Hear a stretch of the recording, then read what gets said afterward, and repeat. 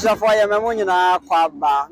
enne eye ada etoso maako nwotwe wo akamfo enabuo mu aka ade anasa Akwasidae baako na de afena de ni nyina bawiye enne santehne ote kruwe ne krawe so edi ade enne na de na ohini di ade no woni nipa afoforo ana edi ade de ni ka omu no se ne rawafo ekukrai ne santehne ba be di ade eno eda nchen so a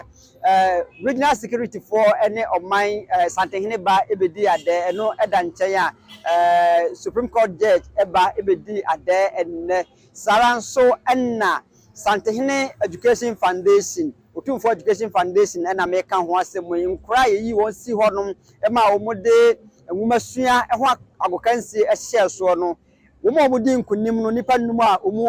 ekọ broni beka se fana ne nyina no nne omba ebeti asantehne abusua enne